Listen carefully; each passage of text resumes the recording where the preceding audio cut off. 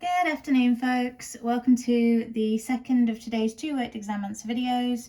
This one is solely relevant for those of you studying the OCR A specification, in the sense that this will be potentially on your paper one tomorrow.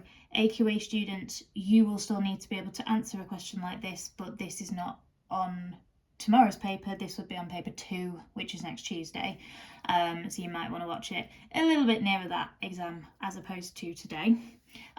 This particular question comes from the Physics and Maths Tutor predicted paper, and was a question that someone in the comments asked me to work through. Thank you so much for that, and hopefully you'll find this useful. So we've got, it's 6 marks. The reason why it doesn't say 6 marks is because I cut out all of the space that they gave us to answer this question. And it's about working out the orders of reaction with respect to the NO2 and the O3, using the experimental data provided, using those orders to write a rate equation, and then using said rate equation to calculate the rate constant and give the units of the rate constant. Now, they have given us the overall equation here, but that's not going to be of any use to us in this particular part of the question. We have to use the experimental data, and in order to work out the orders, you will always be using experimental data. I don't want anyone to kind of be looking at this reaction and going, oh, well, there's a 2 in front of the NO2 and therefore it's second order with respect to NO2. We can't do it based on that at all. It's completely determined by experimental data. So we'll do a series of experiments. We will systematically change the concentration of the reactants, measure the initial rate of reaction, and then what we're going to do is see how changing the concentrations of the different reactants affected the rate, and that will then tell us the orders. So you will always have 2 experiments where one of the reactant concentrations, if there's 2 of them, has been kept the same. You have to, otherwise it's going to be impossible to figure out the order for either of them. So in experiment 1 and 2, we're not changing the concentration of the ozone, the O3, and that therefore enables us to go, okay, so we'll have a look at what's happening with the NO2, we'll have a look at what's going on with the rate, and then it will either be that the rate doesn't change, which we can already see it does, so therefore it's not a 0 order reactant. The rate will change in the same way as the concentration, in which case it will be first order, or the rate will do what the change in concentration is squared, and then it will be second order. So what we need to do is figure out how was the concentration of the NO2 changed between experiments 1 and 2. So I'm going to do 2.25 times 10 to the minus 3 divided by 1.5 times 10 to the minus 3, and that's 1.5. So the change from experiment 1 to 2 is that we multiplied NO2's concentration by 1.5. And now what I want to do is see, well, how did the rate change between those 2 experiments? Because that has to solely be down to the change in concentration of the NO, with this being kept the same. So again, I'm going to do 7.2 times 10 to the minus 8 divided by 4.8 times 10 to the minus 8. And that will either give me 1.5 or whatever 1.5 squared is. Gives me 1.5. So because the change in the rate that we've observed matches exactly the change in the concentration of the NO2, that means that this is first order.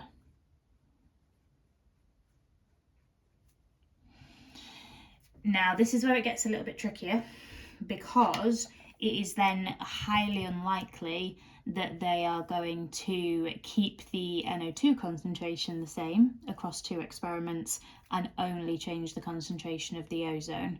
So we can see that the NO2 concentration is different in every experiment. So in order to work out the order with respect to the ozone, we're going to have to pick experiment 3, because that's the only one where its concentration is different. It then doesn't matter whether we pick experiment 1 and 3 to compare or 2 and 3 to compare, because there's not really an advantage for either of those with regards to the NO2. when I did this question earlier, opted to do it as a comparison with experiment 1 because the numbers looked a little bit nicer. But like I say, either 1 and 3 or 2 and 3. So in order to figure out what's going on there, I'm pretty certain that if I times 2.5 times 10 to the minus 3 by 4, I'm going to get 1 times 10 to the minus 2. So that's what we've done to our ozone concentration between experiment 1 and 3. However, before we can fathom out what's going on there, because the concentration of the NO2 has also been changed, we're going to have to work out how that's been changed and what effect that will have on the rate, because we know it's going to have an effect on the rate because we've already established its first order.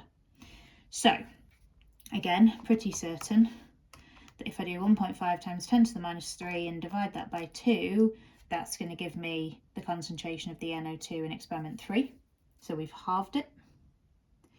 And therefore, as a result of that, the rate from experiment 1 would also be halved as a result of the change to the NO2 concentration.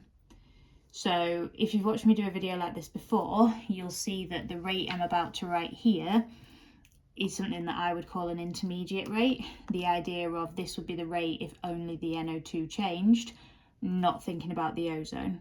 So because we know NO2's first order, taking my rate, concentration's been halved, so I'm going to halve the rate, which takes me to 2.4 times 10 to the minus 8. Now, if ozone was a zero order reactant, that would be the rate in the box, because it wouldn't matter that we changed the concentration of the ozone, the rate wouldn't change. But we can see the rate has changed, so it's not a zero order reactant. And I guess what we want to find out now is, how do I go from my intermediate rate to the actual initial rate for experiment 3? And your options are, it's either going to be times by 4, and ozone's going to also be a first order reactant, or it will times by 4 squared, which is 16, and then ozone would be a second order reactant. So I'm going to take that 2.4 times 10 to the minus 8, and I'm pretty certain it's going to be that we're timesing the rate by 4 to get to here, which is absolutely the case. So because then the rate has changed in accordance with O3's change in concentration, that is also a first order reactant. And from there, we can write a rate equation.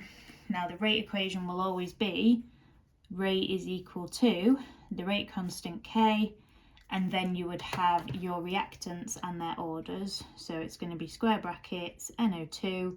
It's first order. We could use the power 1, but as chemists we don't do that. We're a bit lazy. And then O3 is also first order, so we could do it to the power of 1. Again, we're a bit lazy. Don't tend to use 1s where we don't need to. And so that would then be your rate equation, and with a little bit of rearranging we can then figure out what the rate constant is going to be. So I need to take these concentrations over to the left hand side, in which case they will be underneath the rate. So it's going to be rate divided by the concentration of NO2 and the concentration of the O3. And that is going to equal my rate constant K. Now the rate constant is constant at whatever temperature we're doing the reaction at. The temperature would need to be kept the same because we know temperature affects rate, and thus temperature would also affect the rate constant.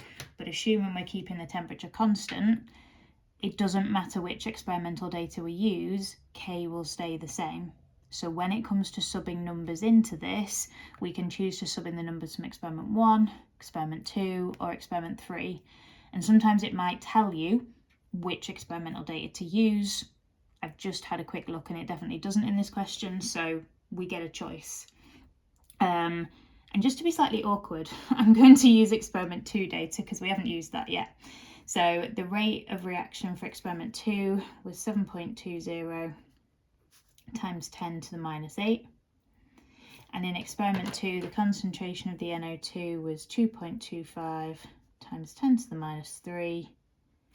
And the concentration of the ozone is 2.50 times 10 to the minus 3. And that is what we need to do to get a value for our rate constant.